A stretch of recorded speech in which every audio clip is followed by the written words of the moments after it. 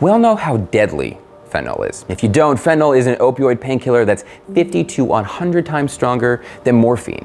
And that potency is why fentanyl is so easy to overdose on. Synthetic opioids like fentanyl drive the ongoing overdose crisis too. But can you overdose on fentanyl just by touching it or being near it? Let's explore this subject in greater detail. There have been many stories in the media about fentanyl exposure. Back in 2021, there was a news story out of San Diego about a sheriff's deputy who was allegedly exposed to fentanyl during a stop. The incident, which was caught on video, shows the deputy collapsing and being revived with naloxone, which is a drug that can reverse opioid overdoses. Earlier this year, 2 owners of a daycare in New York City were charged after 4 children under their care overdosed on fentanyl. One of the children died and the other 3 revived with naloxone. Investigators said that the owners were storing a kilo of fentanyl at their daycare center. You can't really blame people for being frightened around fentanyl with these disturbing kind of stories. You might even be thinking you're next, an accidental causality in the fentanyl epidemic. But as bad as these stories are, can you actually die from touching fentanyl? What are the experts saying? Illicit fentanyl, the kind that people abuse on the streets, almost always come in a powdered form. A CBS News article, the links in the description if you're interested, quoted Ryan Marino, an addiction medicine specialist and toxicologist at the Cleveland Medical Center, as saying, quote, "Fentanyl as a dry powder is not going to cross through your skin. It's the same reason you can touch sugar without your blood sugar going up.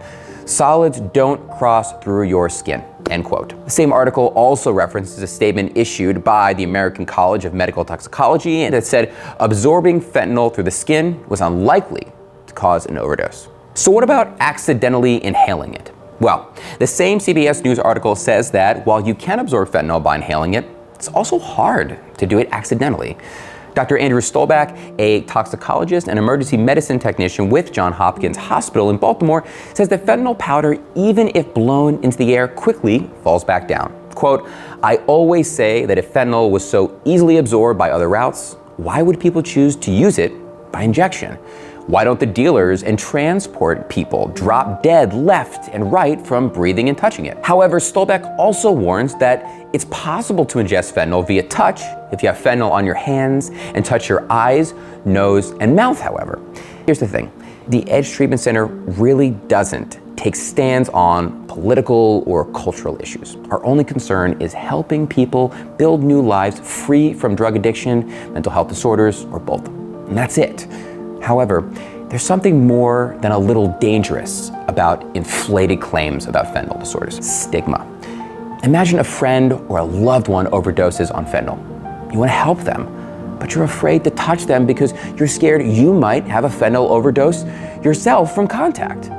That's extremely unlikely to happen. I won't deny that the stories I talk about at the start of this video are frightening and awful, and I'm not calling them false. However, by inflating the risks around fentanyl exposure, we're stigmatizing people who need help. And if you're afraid of touching a person's overdose because we're afraid of accidentally touching fentanyl, we might not be able to save them from overdosing, or at least turning them on their side so they don't choke to death. Stigma only isolates people who need help. Shame over addiction makes a person much less likely to seek treatment. At the Edge Treatment Center, we use evidence-based, provided care to help people break their bonds to fentanyl and other drugs. Just reach out to the Edge Treatment Center today at 844-590-0403.